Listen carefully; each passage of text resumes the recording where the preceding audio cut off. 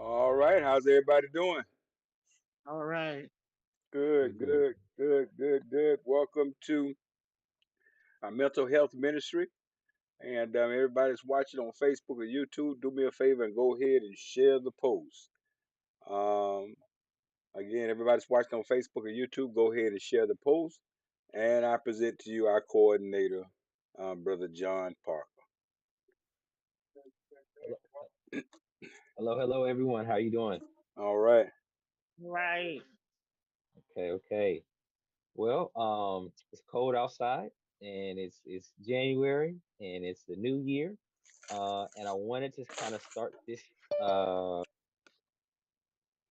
some goals, kind of helping us get ready for whatever God has for us, whatever goals, whatever plans we have set for ourselves.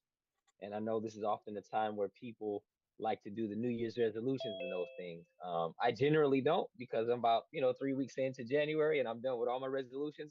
But this year, I decided that let's go ahead and start things off right. And so I kind of want to just have a conversation with everybody today on just kind of creating new habits and kind of working through the mental health piece of that, and then just kind of setting some personal goals and different things of that nature. If that's all right. Okay. All right. All right. We can go. We can start with the first slide. So basically, today we just kind of want to just have a real good chat just about habits, what it means to have habits, what it means to create habits, and really just understand just the background. That's kind of what's happening in our minds when we are kind of just working through creating habits and keeping those habits. And I think generally the thoughts, and y'all could let me know if you've ever heard of this before. But the word on the streets was it takes 30 days to create a habit and only like 2 days to stop that habit. And so there's a lot of work on the front end, and then Right. things are going well, and then after a weekend of hanging out, there it goes. Gone. There it goes. Yeah, yeah, yeah. So I'm hoping today through our conversation we'll be able to kind of figure out a new way to approach creating habits and see that it doesn't really always have to take 30 days, but there's just ways in which we can keep that process kind of going and make it a part of our lifestyle. Perfect. All right, go to yeah, yeah.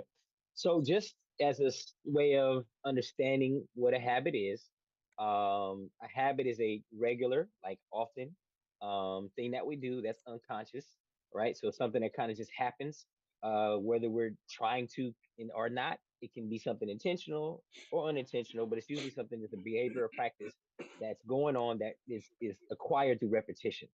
So habit is about repetition, repetition, repetition, repetition. And generally, habits, whether they're good or bad, don't start overnight. It's something that's kind of going on, and sometimes again it can be unconscious where we don't even know it's happening, but it's just something that we've learned to do or learned behavior, whatever the case may be, and it becomes habit, and it can be something very intentional that we've used to maybe become a coping skill or a coping mechanism, I should say, or something that we kind of do to help us get through life, almost like bite your fingernails.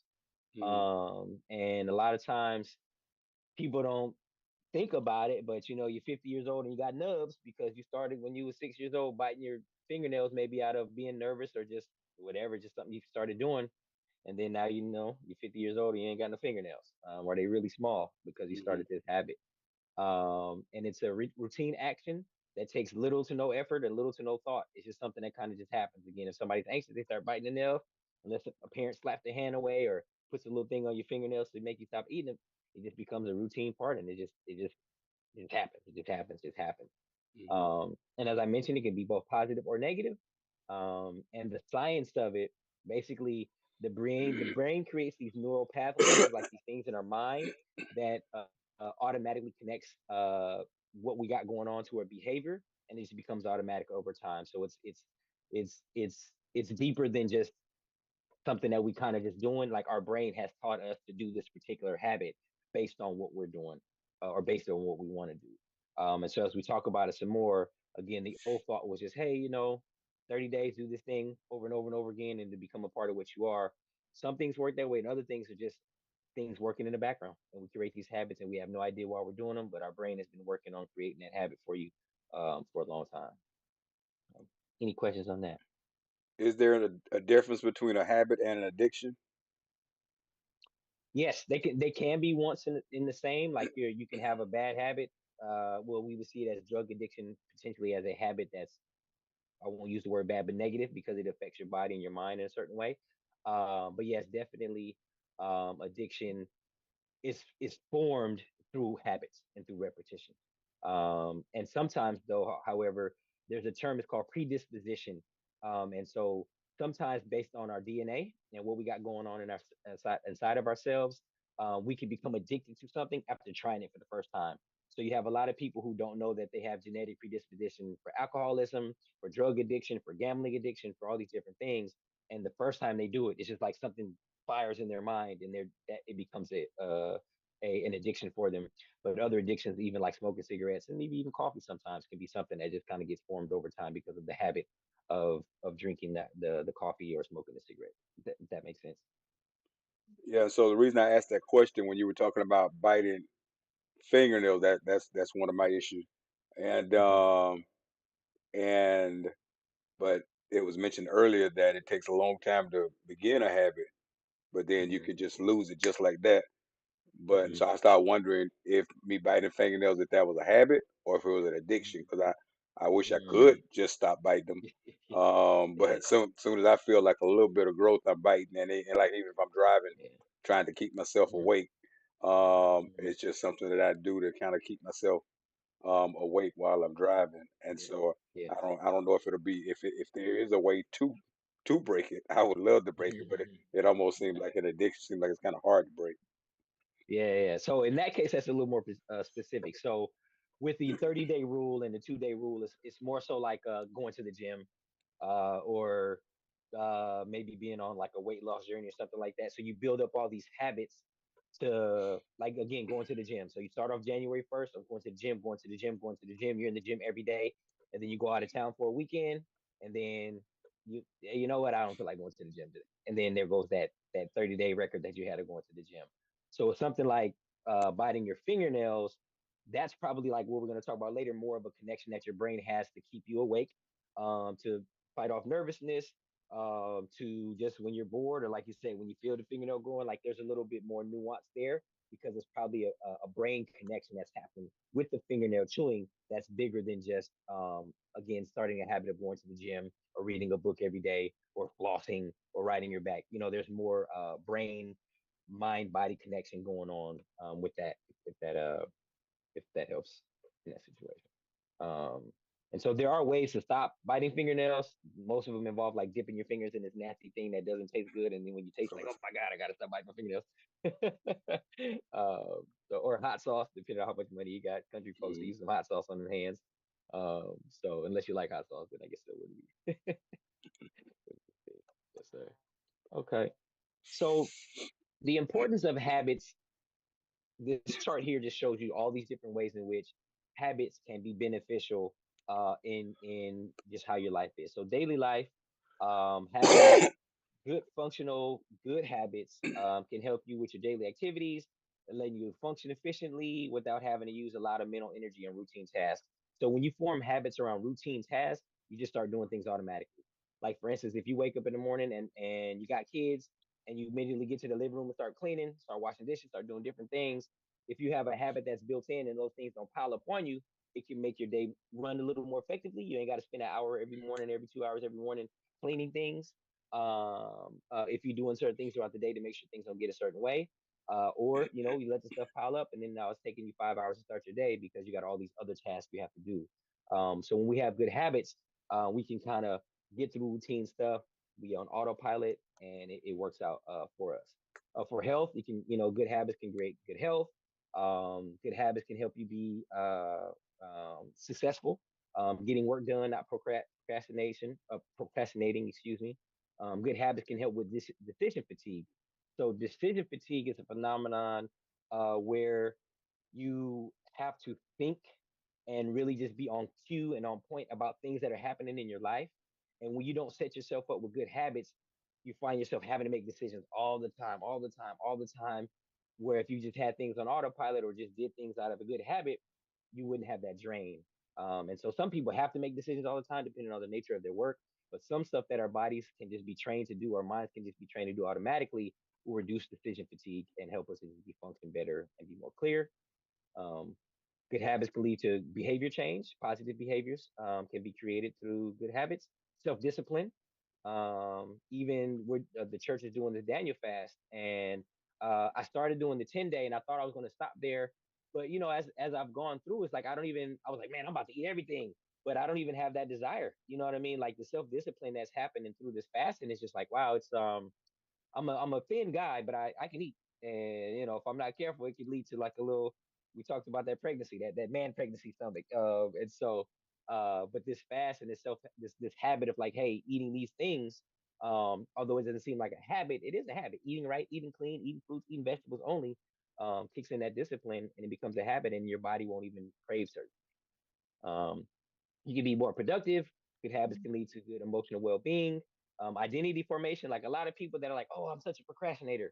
Once you start building good habits, you start to see yourself in a different light. You start to accomplish goals. You start to get things done, and it helps you have a good identity, and you start to feel more positive about yourself. And then good habits lead to lifelong learning.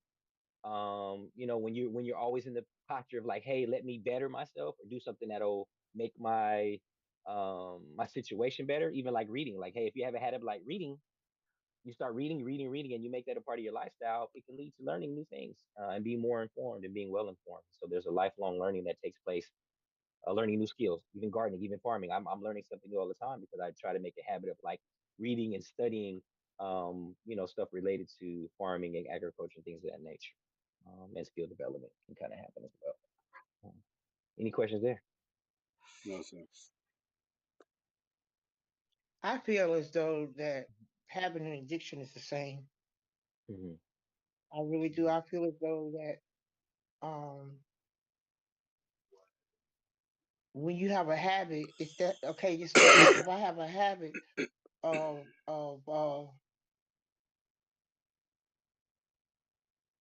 okay, as far as cleaning, if I have a habit of certain things a certain way, it becomes an addiction because if it's not right, Mm-hmm. I have to take it and do it over again. Mm-hmm. That's just like a drug. Mm-hmm. It's a habit. When you do things, it's a habit forming thing, which is addiction because you gotta do it. It's like a drug. You gotta have that drug. Mm-hmm. That's part of a habit. Okay, you got a habit of waking up in the morning. That's not an addiction. That's a habit. But habit forming addictions, Mm-hmm. So then you have to. that also makes me think of the word obsession. Mm-hmm. If there's a habit and then I become obsessed with that habit, and Mm-hmm. then I see where the addiction comes in. So habit, obsession, addiction are three Mm-hmm. words that seem to be kind of linked together. I don't know if they're the same, but it seems that they can be linked together to take you down a road that may be either good or bad, but where now it's really out of your control. Yeah. And there's layers and levels, right? So, like from a clinical standpoint, so there is a diagnosis called OCD, obsessive compulsive disorder, right? And so I'm with I'm OCD, guilty. I'm guilty. yeah. So there's healthy levels, unhealthy levels. It depends how you look at it. But based in what you're saying, with your last question statement, um, there are people who know that they locked the door, they leave the house, and they come back in the house and check the door because they couldn't remember if they locked the door. I do There's that. other people, yeah, I mean, I do it too. There's sometimes, and I got apps and I got all kinds of stuff. I can lock my door from the car and I still go check the door, right? And I have to But take. I have to.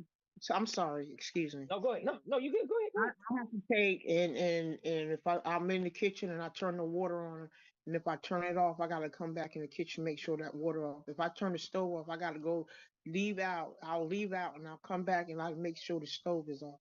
Now Mm-hmm. that is an addiction. I got you. I got you. That I is got you. certainly addiction Yeah. because it's a habit forming addiction. Mm-hmm. You do stuff and you have a habit of doing it. It's an addict. It's an addict. Either way you look at it, it's an addiction. Mm-hmm. I see a therapist, and Mm-hmm. I talk when I talk to her. It's some things that I do that Mm-hmm. I took, and I took. Okay, I took drugs. Right when I was on drugs, I took it and I changed it for something else, for candy. Mm-hmm. Got addicted to candy because I was already addicted to the drugs. So the what only thing the difference was that I switched partners. I just switched one thing for another. So all of it's an addiction. Everything that oh gosh, everything that we do repetitiously Mm-hmm. is an addiction. Anything that you do that you constantly do you can't help it. You got to do it. It's like I can't help it. I have to take it, and I got to make sure my house is clean. My house ain't clean. I'm not. It's just this thing. It's Mm-hmm. something about not having. I'm gonna see. It's something like not having a drug. Mm-hmm. That's an. You understand what I'm talking about? Mm-hmm. And So and so, oh, go ahead. the more I'm listening, it seems like habits take discipline. Mm-hmm. Addiction is is really out of our control Mm-hmm. without some additional help. And so now I'm starting to kind of see the difference because there Mm-hmm. are some habits that if you don't discipline yourself, you could fall off. But Mm-hmm. there's some addictions that it's like you got to have some assistance to get out of Mm-hmm. those right there. So I'm starting to kind of see a difference between the Mm-hmm. habit and the addiction, especially when you talked about, just being disciplined as far as the foods you eat and things like that. I'm starting to see a little bit of difference. Yeah. And I think too when we think about like words, right? And so when we say addiction, addiction is like the if we're looking at the dictionary, right? The fact or condition of being addicted to a particular substance, thing, or activity. So people can be addicted to drugs, they can be addicted to sex, they can be addicted to gambling, they can be addicted to video games. There's things that you have to do that that that addiction comes into play. And so again, if we're talking about habits of that nature, using the analogy of checking the door, right? So again, if we're looking at a clinical level, just checking the door after you leave to make sure you locked it, that's a like okay, I just want to double check. Now, if you before you leave, you have a ritual to where you wiggle the door 4 times, you knock on a piece of wood, you open the curtains, close the curtains. That's when we're talking about like OCD type stuff. Because what happens in your mind, if you don't do a certain thing, something bad will happen, or something will befall you, right? So it's like if I don't go through these rituals to make sure my door is locked, somebody's going to break in my house. If I don't go through these rituals to make sure this door is locked, something bad is going to happen to my mother. So there's usually some type of something that's going on in the background that's connected to that thing that is bigger than just a person wanting to make sure that the door is locked. And so that's when again we're talking about like official diagnosis OCD, right? So when we're talking Yeah. about addiction versus habit, addiction, you're right. You can definitely replace drugs with candy. You can replace drugs with sex. You can replace drugs with overwatching TV. There's a lot of things that you can do as an activity that can become addictive, and also can replace good addictions with bad addictions, if that's the word you want to use. But again, for this conversation, like Pastor Walls was saying, with habits, it's usually something, again, positive or negative. It's something that happens through repetition over time for a certain goal, not just to have the neurons in your body fire off when you're doing that thing. And so usually when you're doing drugs or candy or doing something that's considered an addiction, there's something in your brain that's firing that gets you desiring and wanting to do those things. A habit like going to the gym, once you decide I ain't going no more, you just ain't going. And it's not necessarily something that's in your body saying I gotta go. Now some people can be addicted to working out. Some people can be addicted to certain things, especially if they have body image issues or if they have like a clinical diagnosis of like eating disorders or something like that. It could be something that they just like they're compelled to do and they can't control it. But generally, the new science with addiction, uh, we're learning that if you put somebody under a brain scan and somebody has addiction issues, if they are doing that thing that they're addicted to, again, it Hmm. could be drugs, it could be watching pornography, it could be eating foods, whatever that is, gambling. Those same parts of your brain are firing for all those different things. So we used to look at addiction as a social problem, a lack of morals, a lack of values. But now we're knowing because of science, we can see that addiction, regardless of whatever that addiction is, your body's getting something from it. Your brain is firing certain things. There's dopamine. There's all these things that are happening in your body. So when somebody hits that crack and their body's like, ooh, it's the same thing when somebody's gambling. It's the same thing when they're playing those video games. It's the same thing when they're doing whatever. Like your body is there's sensations and things that are being created. And so that's kind of where we kind of differentiate, habits versus addiction, because there's a lot more involved in terms of what's happening inside your body and in your mind when addiction and you're scratching that itch of addiction. Does that make sense? Yes.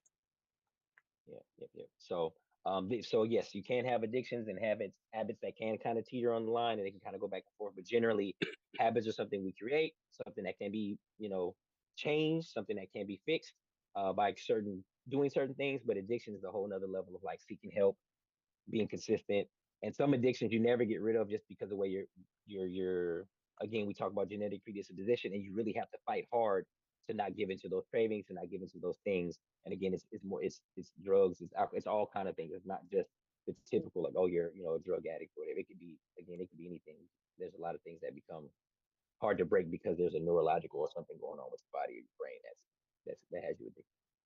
So habit can be formed into an addiction, right? It can. So for some people, say for instance, we're talking again with somebody with a body image or body dysmorphia or something like that, and maybe they start working out because they feel like they're overweight, and then that something happens over time to where that that habit, that discipline of working out now becomes like a thing where they do it too much and it damages their body, or they do it because the way they see themselves in the mirror is not real. And they see themselves as overweight, even if they've not lost all the weight, they're super fit and they do different things, but their mind is tricking them into believing that they're still overweight or whatever the case may be. And then that's when it becomes, we're looking at addiction, because you're trying to solve a problem that's not really there, and you're still doing this thing that started off as a habit, but now it's like now your brain is involved, mental health stuff is involved, and so that's when we can kind of move into that level of addiction. But generally, just going to lift weights and being exercising and creating a habit of that is not going to be what becomes addictive or be seen as an addiction. Yeah. Um, and we can go to the next slide. And so, in general, just making the connection between habits and mental health. This is kind of where we kind of see the where habits and mental health kind of intersect. So, routine and stability is great for your mental health. It allows you kind of just be in a constant structure of predictability. It can help reduce anxiety. It can create a sense of stability. When you have routine, you're like, hey man, I know what's going on. I know what to expect next. I know what I'm doing next. And it can kind of just reduce some of the symptoms related to stress and anxiety. Stress reduction, it can improve your mood. Enhanced cognitive function just means your mind is more sharp, your mind is more clear, you can do things in a more clear way. Self-efficacy is kind of this idea of good habits produces good self-esteem. That's what self-efficacy is. It's related to self-esteem. Behavioral regulation. So again, if you overeat or sometimes with me, I don't eat as much as I should because once I get busy doing something, I don't food is not I'm not even concerned about food. And the next thing you know, I'm dizzy when I bend over because it's 6 o'clock and I ain't ate nothing all day. My blood sugar is whatever. It's like, hey brother, what you doing? And so even on both ends, not eating enough and overeating can be controlled with good habits and create good behaviors. Coping mechanisms, it can become good coping mechanisms when you have healthy habits. It can bring full a level of mindfulness and presence when you're doing a certain habit or doing certain things. It can just put you in a good space where you're able to think clearly, you're able to see what you need to be doing. You're able to move how you need to move, and creates good mental health support for recovery. So now we're talking about say somebody is in recovery um, from a mental health diagnosis that maybe isn't necessarily like an addiction or even with addiction. When you're coming back from addiction and trying to work through that, creating good habits definitely can help with support your recovery and then also prevention of mental illness. When you have good habits, it can just prevent your mind from breaking down in such a way where a mental health issue or crisis pops up. Yeah, because I'm manic, and Mm-hmm. when it does hit me, Mm-hmm. I can stay up and just Mm-hmm. clean, clean, clean, clean, clean. Nothing's Mm-hmm. never clean enough. Mm-hmm. Get manic. Yep. When I get Yep. manic, I don't feel no pain. I don't feel nothing. I can move the couch. And my Mm-hmm. couch, and I can just pick the couch and just. My son gets on me about it all the time. I can take the Mm-hmm. couch and move it.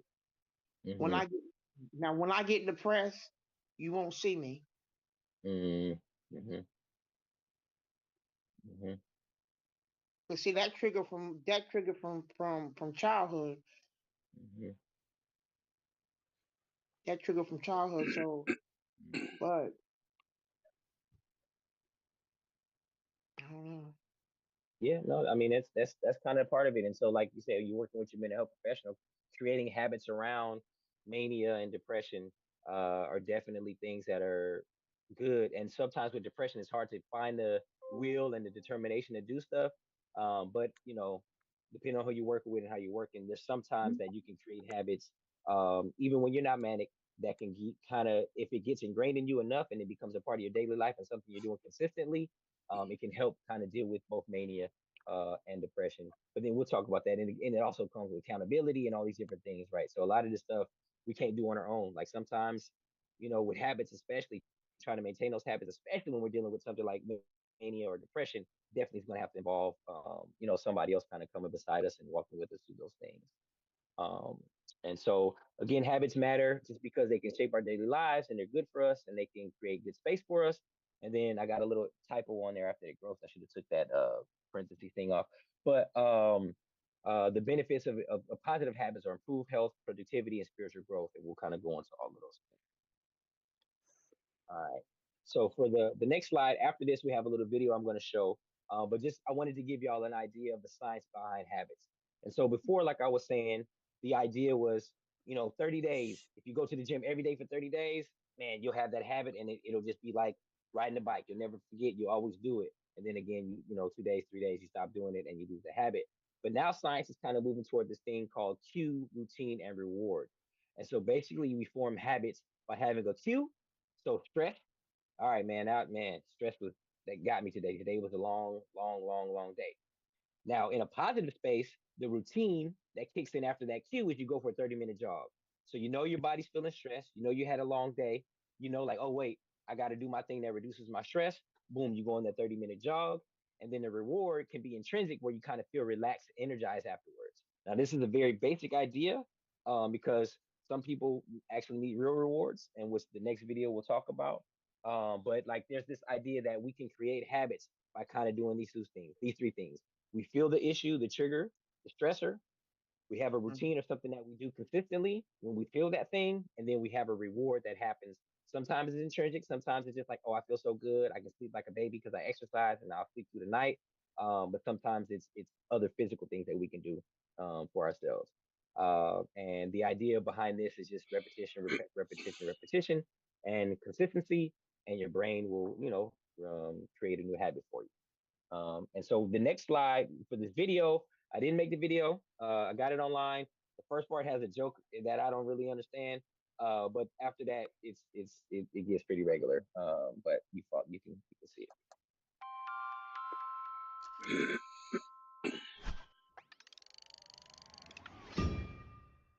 So, if you're like me, you probably have at least a few bad habits you would like to break, but it's tough because no matter how hard I try, I seem to slip back into the same old routines again and again. In the last decade, we've learned a lot about how habits work. That's Charles Duhigg, author of the book The Power of Habit. And in particular, we've learned the neurological structure of a habit. He says that we tend to think of habits as a single thing, but actually, Each habit has three components. There's a cue, which is like a trigger for a behavior to start. And then there's a routine, which is the behavior itself. And then finally, a reward, which is how our brain learns to encode that automatic behavior for the future. And one of the big differences is that for years, when people thought about habits, they focused in on the routine, on the behavior. But what we now know is that it's these cues and these rewards that really shape how habits occur and how to change them. and Charles says that whether we like it or not, this kind of habit formation is endemic to our brain. And what it will do is our brain will latch onto a cue that it associates with a behavior and a particular reward. And over time, that cue and that reward become more and more and more sort of intertwined. A particular part of your brain named the basal ganglia will relate them together. And the behavior that's associated with that, that will just sort of happen automatically. But Charles says the good news is we can also use this knowledge to our advantage. There was a big study that was done about how to create exercise habits. And so what they did is they told a group of people, okay, first of all, choose an obvious cue. Always go running at the same time every day, or put your workout clothes next to your bed so that you see them first thing when you wake up. And then they said, and then go for a run or go work out. And when you get back from exercising, give yourself a small piece of chocolate. Now, this is kind of counterintuitive, right? Because people who are exercising are trying to lose weight, not eat more chocolate. And yet what the researchers knew is that their brain needed that reward. Their basal ganglia needed some reward. And what they found was that people who ate a small piece of chocolate after coming home from a run or a workout, they were much more likely to start exercising habitually. So, according to Charles, whether you want to break a habit or start a new habit, the key is to divide the habit into its component parts, cue, routine, and reward, and design it for the result that you want.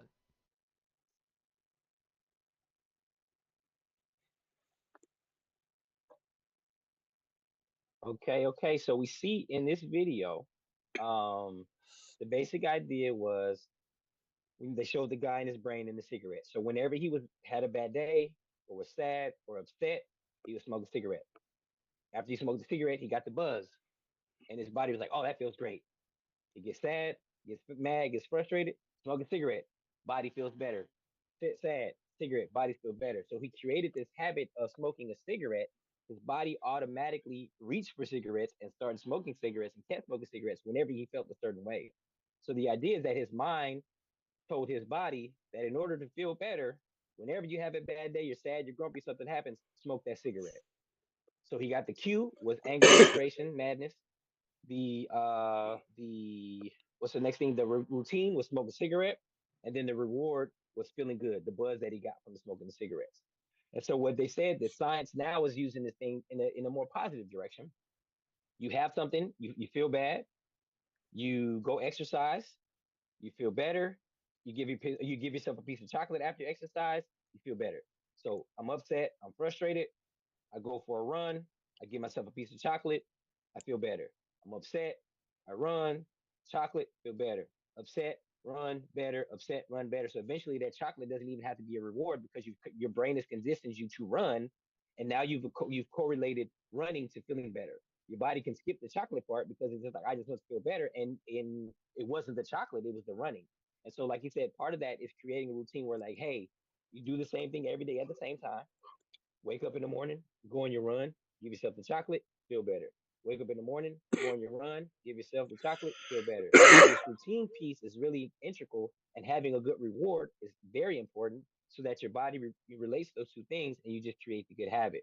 And so that's kind of like where we are now. So it doesn't even, it's not even the 30 days. It's not, it's really just about rewarding yourself again, good rewards, positive rewards, so that your body associates this thing with this thing. I feel bad. I go on a run. I get some chocolate. Feel better.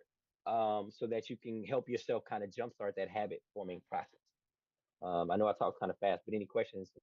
Any questions?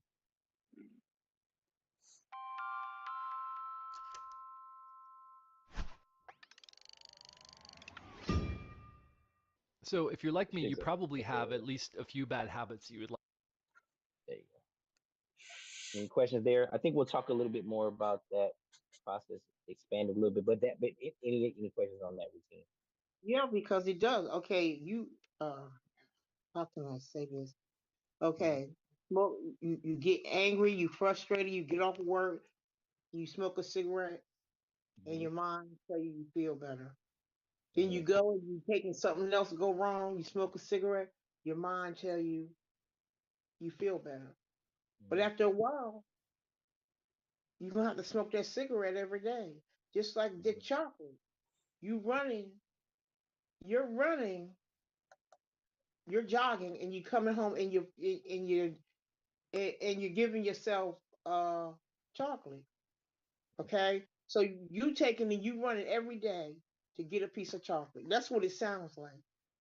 Mm-hmm. It sounds like, and that is what you call addiction. Mm-hmm. So in that example, the idea of the reward is so that it helps you create the habit. But as you saw on the video towards the end, that chocolate goes away after time. So you don't again, if addiction is a whole nother thing. But if you're just creating the habit of doing something, that thing that was like, hey, that's great, keep doing this, doesn't have to be the thing anymore because your body and your mind has related the exercise to feeling better, and not the chocolate. Because then if you can just throw the chocolate away. If you feel bad, you have a bad day, eat some chocolate, you feel better. It's kind of like the cigarette thing, right?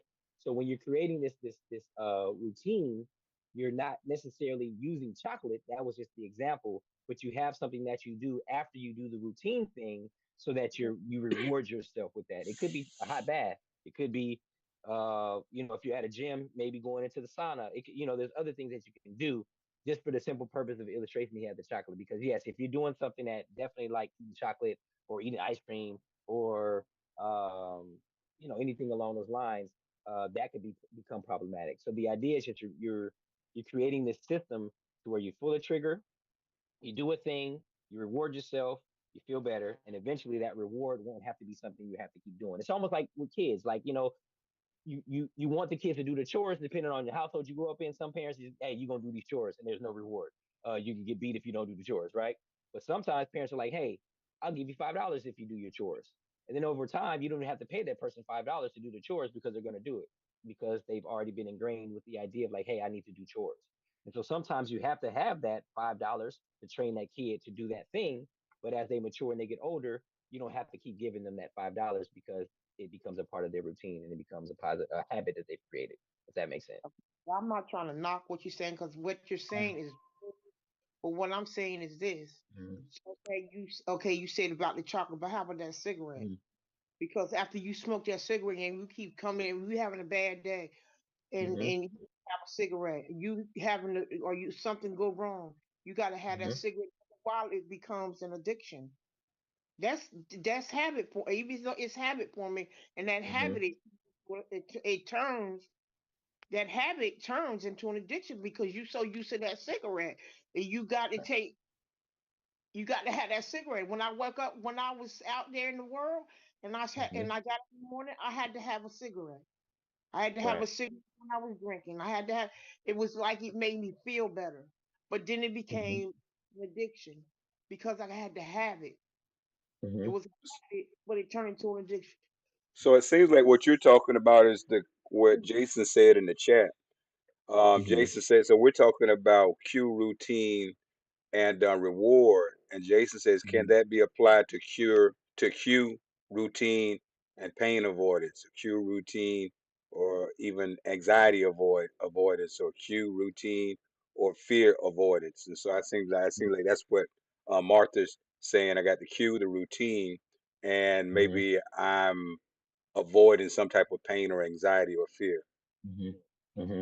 So 100%. So the idea, if we're having, again, using the analogy of the cigarette, I think we all can agree that if the cigarette is the thing that you're doing that's a part of your routine to feel better, then we know that's not healthy, right? That's not a good habit. That's not something you need to do. And so anything like that can definitely become a negative habit, which can become addiction. Because if you replace a cigarette with sex, you have a bad day, you go have sex with somebody that's not your spouse, not your partner, whatever, whatever, whatever. Next thing you know, you have this addiction because your brain has created a neural pathway, as we talked about before, to where in order to feel better, you engage in this act. In order to feel better, you smoke the cigarette. In order to feel better, you go gamble. In order to feel better, you go do XYZ, watch pornography, whatever the case may be. So yes, there are, again, if we go back to the beginning, neural pathways. If we have a habit, good or bad, and are that something that we continually do, we train our brain to feel good when that thing happens.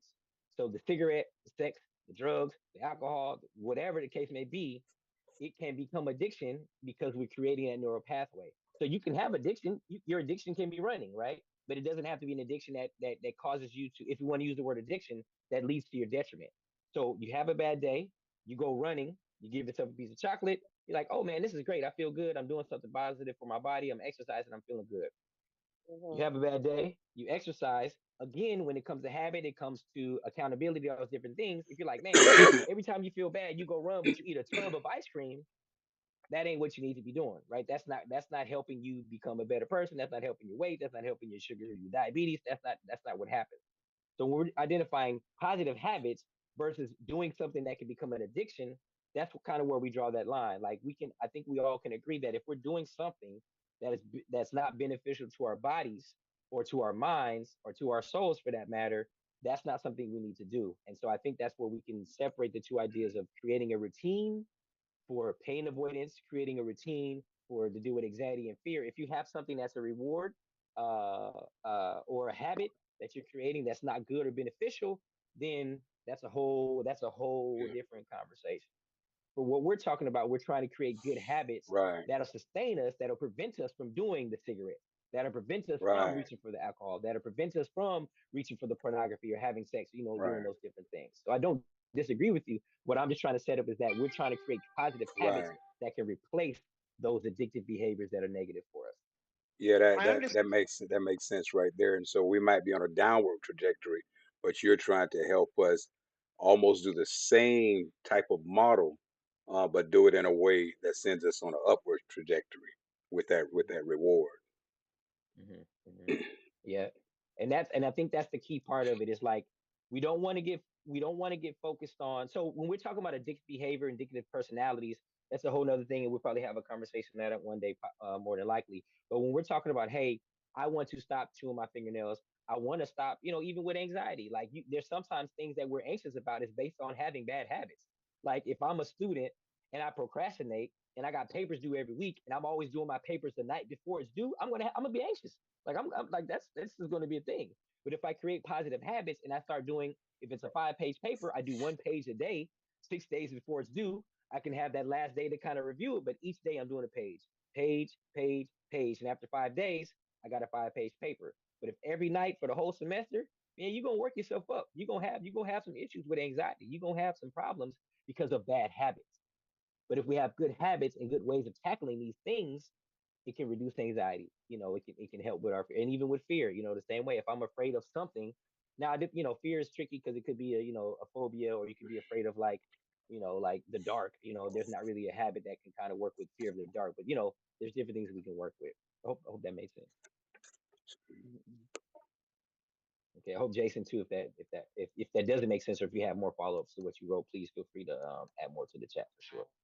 Um, And so in identifying habits, I think I had positive habits, but it just, I think we all can identify positive habits.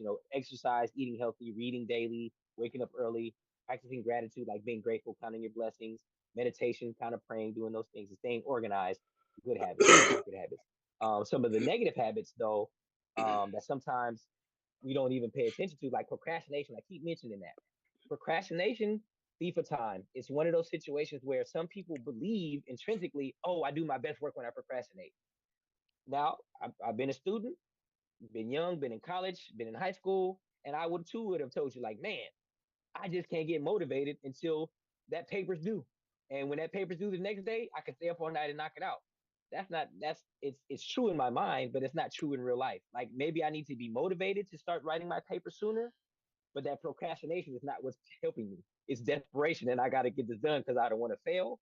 But over time, that leads to burnout, it leads to crashing, and you don't have to be a procrastinator. Some people really honestly believe that procrastination makes them who they are, and I would say that that's not true.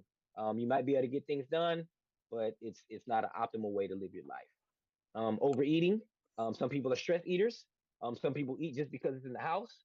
Someone in my house that I happened to be married to when we first got married, I couldn't keep snacks in the house because I grew up not being tested by snacks. Snacks are something that I reward myself with at the end of the day. You don't just eat snacks just be eating snacks. It's like certain snacks are for a certain, you know what I'm saying? But with my spouse, snacks was for snacks. Hey, if it's here and it's in my face and I see it, I'm eating it. And so we had to come to a resolution like, all right, listen, if I don't want you to eat it, I just can't bring it in the house. Because even in my hiding spot, she would find it. I'm like, I don't even know how you found that. It was way up there, way in the corner, behind that thing you don't even like, but you found it, right? And so, but if it's a part of how you grow up, if it's a part of how your family relates, if it's a part of how y'all, get together and you eat, or if you just eat at night, if you just find yourself, hey, it's 10 o'clock, I should be in the bed, but I'm gonna just have this bowl or whatever, it could be a negative habit. Smoking, as we talked about. Now, in this day and age, excessive screen time, like screen time is a problem for kids and adults. And they call it the scroll of death. It's like you at night, you're trying to go to bed and you just scrolling, scrolling, scrolling, scrolling, scrolling. Negative habit.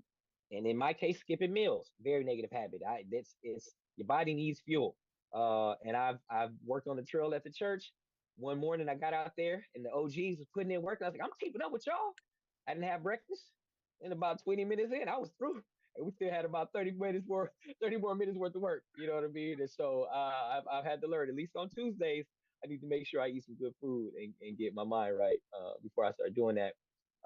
Negative self talk is one of those things where it's a learned habit. Sometimes, you play football and your coach is talking crazy to you and they're telling you ain't no good, you're worthless, and that may give you fuel to work harder and hit people harder. But in real life, when we have those negative self talks and those thoughts kind of going through our head, it's not beneficial for us. And sometimes it can become a habit that we just down talk ourselves and have negative self talk, and it's not very good. And poor sleep hygiene, people underestimate the amount of sleep that you need. And people you can slip into depression, you can slip into mania, you can slip into a lot of things when we talk about mental health by having poor sleep hygiene. They're relating sleep hygiene to Alzheimer's and all kind of things that people are relating to, especially later on in life.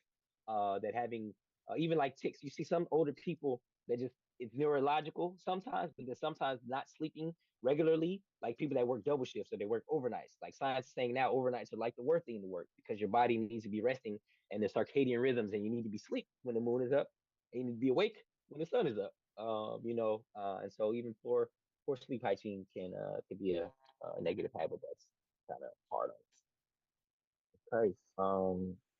Setting new habits. So again, we kind of talked before about the cue and response situation.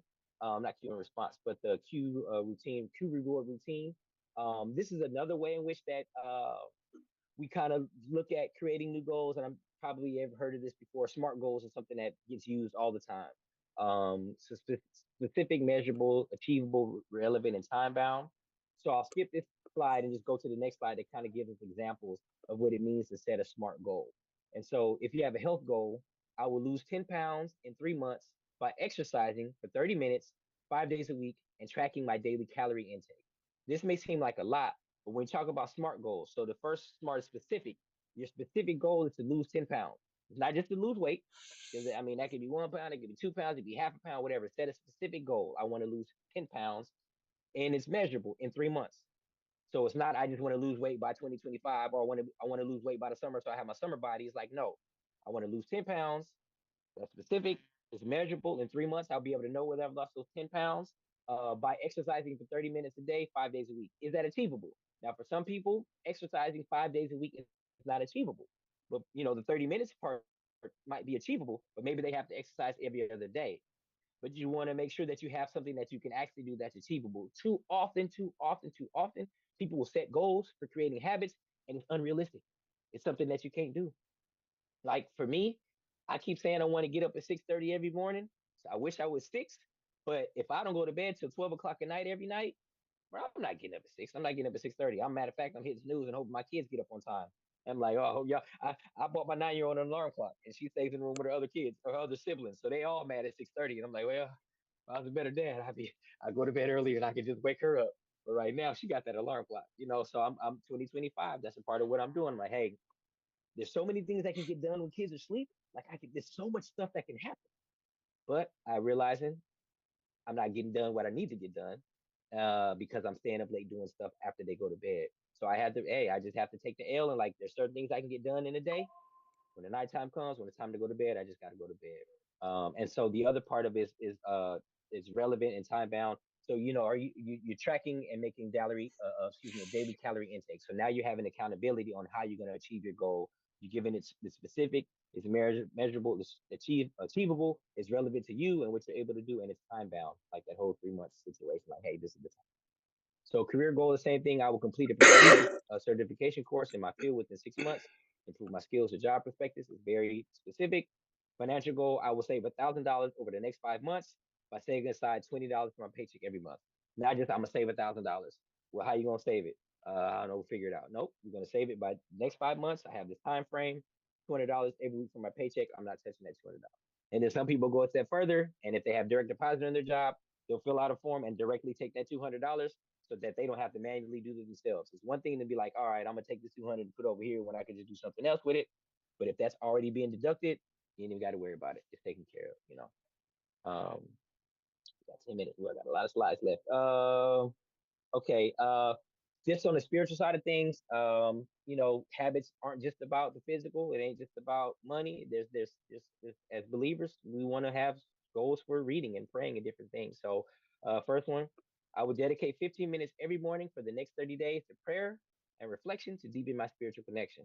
So, for the next 30 days, 15 minutes a day, you're doing this thing. It's achievable. It's specific. It's measurable. It's time bound. It's relevant. Scripture reading, I will read one chapter of the Bible daily for the next 6 months to enhance my understanding of spiritual teachings. Community service, I will volunteer at my local church or community center for 2 hours each week over the next 3 months to serve others and practice compassion. So these goals that we're setting go beyond just the physical. They can include spiritual things and all of that.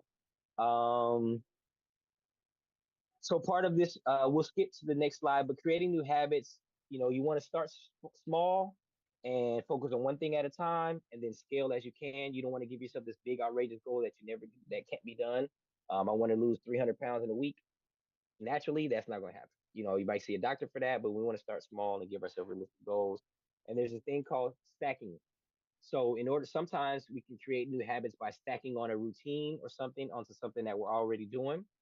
So we'll take number two. If you're a coffee drinker, a tea drinker, whatever the case may be, you wake up, you do your thing, you make your morning coffee. Before you run out the door, set things up and so where you can now sit down and write your top three priorities for the day. If you want to create a habit of like, hey, I want to get stuff done, and I just don't want to be doing random things. Let me drink my coffee, and while I'm drinking my coffee, let me write down the things I need to do for the day. Boom. And then that just creates the habit. So every day you're doing that, every day you're doing that, every day you're doing that. Next thing you know, you're knocking out your to-do list, and you're consistent with it. And it's something that can create better habits that way. Then also number four, after you set your alarm for the evening, like, hey, I got to be up tomorrow at 6:30. In order to create better bedtime routines and keep me from doing other work, let me read a book for 15 minutes. And so now that it's 9:30, 10 o'clock, I've set my alarm. Let me read this book. And then by that 15 minutes, I'm probably already sleepy or ready to wind down anyway. And I've put myself in a space where I don't want to start other things that'll keep me, reaching for my phone or, scrolling Facebook or Instagram. I read my book. It's time to go to bed. And we can move on. But basically, the idea is stacking, stacking, stacking. You have a habit that you're already doing, adding something to that so that you have, linking two habits together. And then there's reminders. So, using a phone alert, putting sticky notes all over your house, uh, using a daily planner, even having an app that tracks your habits. So you want to do something that's going to create reminders for you if you don't have that built-in self-control, or if you need just something to kind of push you to kind of do what you need to do. So phone alerts, sticky notes, having a planner, habit tracker are some examples of that.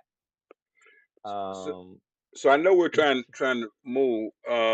mhm, This right here is it's exactly what I do. I put all of my alerts mhm, and stuff on the phone because my mind just doesn't hold on to things like they used to. But then mhm, sometimes I wonder if I'm weakening, if I'm mhm, furthering my ability to remember and furthering my ability to not be dependent.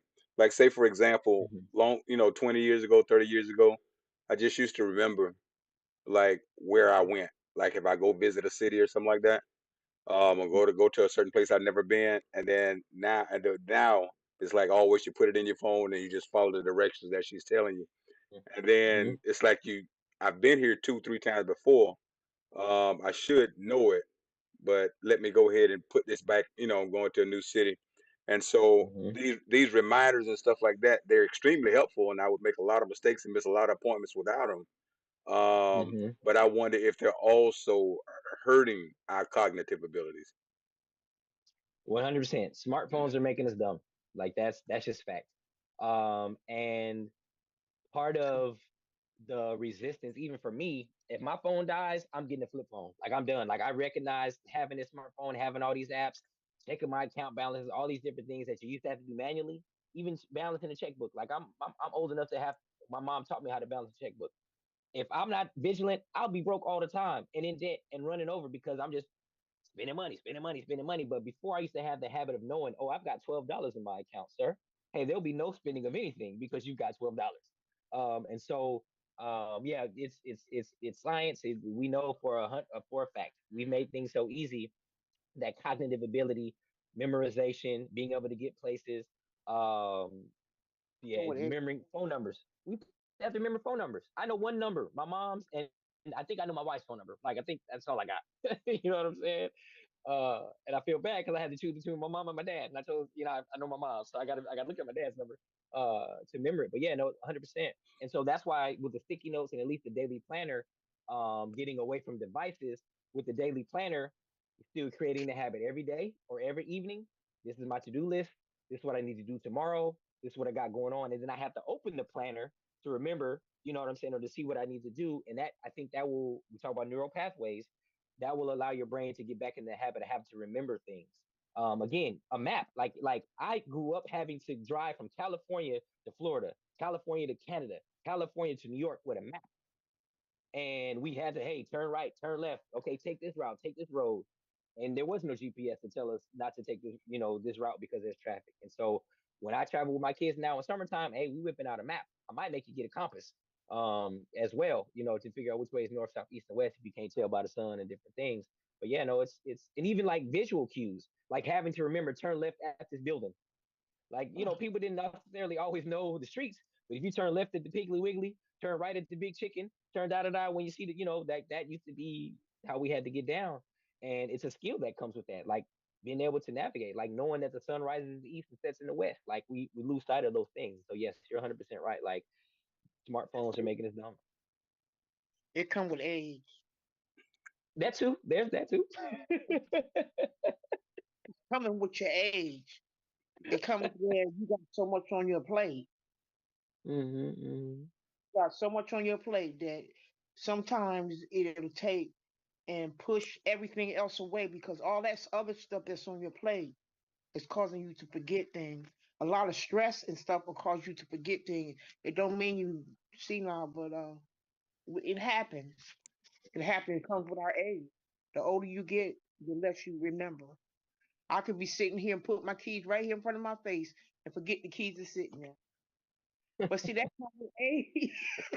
I'm Yeah, faster. yeah, I'm telling you, yeah, that comes with age. That's what's yeah, happening to you. yeah. You know. But it's I good to haven't. have, huh? It's No, I good said I for that. haven't got there yet, but I hear people that think they looking for their glasses and they on their head, so I understand. I'm telling you, I've done it. I've done it. Yeah. I've done it. I've done some crazy stuff. But you Yeah. know what? Like my mama said, it come with age. Mm-hmm. Mm-hmm. 100%. Yeah. Yeah. So Okay. So, don't count yourself out. mhm. Yeah. All right. So, Pastor Ross, question for you. Now, this can be a two-part thing, but if you think that waiting a month to kind of do the second part would be too long, I can kind of push through and be done in another 5 or 10 minutes. But it's kind of I what you feel. think I think it's so important to where I think we really have to get understanding because I think in a lot of things, and you started out talking about there are some things that I've developed in this Daniel fast that we're Mhm, on that I'm developing a whole new outlook on, you know, the foods. There were certain things that I thought that, you gotta have some chicken, you gotta have some fish. There were certain things that I looked at as you gotta have, and they got all this fake stuff out here, and that don't replace the real thing. And in mhm, this fast, I've been figuring out that no, actually, it's not that hard, and been mhm, really picking up some. I've been picking up, developing some good habits on this fast, and so I think this topic that you're talking about is something that can be real helpful for us beginning this new year. And so I would hate to rush through it. I would even probably want us to, when we jump on it next month, get a refresher and then go mhm, into the next. And then even if the next we're not able to get it finished, and then the month after that, refresher, and then finish it mhm, off. But I think it's important that what you're teaching here, that we really get this right here, in our spirit, because I think it can really help us um, develop some habits that can improve the quality of our lives. okay. Okay. Well, I agree 100%. I think it's important. I'm biased. But so yeah, 100%. Next time with the trigger slide, but like you said, we'll definitely do a reminder. I mean, do a review. I definitely think the part that we really need to understand for sure is that habits, addiction, all these different things, it starts in our mind. We think it starts with just picking up the cigarette, eating the chocolate, doing the whatever, but our minds is that it's a playground for good, bad, right, wrong, or indifferent. Amen. And as we can see through science and even scripture, we'll get into that stuff too. But like how a man thinketh, so is he. And so if we believe that we have to do this thing to feel better, if we believe that we have to do this thing to not be anxious or not be stressed or not having, it's going to manifest, and we'll do these things and create these habits that can become addictions that can become negative for us. And so I think, yeah, really understanding that there's your mind, body, soul, and a lot of things. Your mind, your soul, and that's the spiritual part of us, and how we interact with God, and how we interact with Scripture, and how we fast, how we pray, all these different things. Like all these things intertwine when it comes to habits, and we just kind of putting ourselves in the position to win. And so, yeah, I think this has been a great conversation. All right, perfect. So, I want to thank everybody for joining us for. Let me find it. Let me creating and maintaining new habits, starting Mhm. 2025 off right, part one. And we look to see you same bat time, same bat place, same bat channel next month. But let's take this stuff to heart, pass it around, share it, because I think it's some good stuff that can help us out of some cycles that trend us in the wrong trajectory. But this right here is empowering us to change that trajectory towards something more positive for us. So I appreciate you for being prepared. I appreciate everybody for the input that you gave, and I look to see you again next month on the second Tuesday for the mental health ministry, virtual mental health ministry. All right, God bless you. May the peace of God be with you. You did a wonderful job. Yes, you did. Thank you so Have, much. I'm looking forward to this. God bless you guys. have a great one. God bless.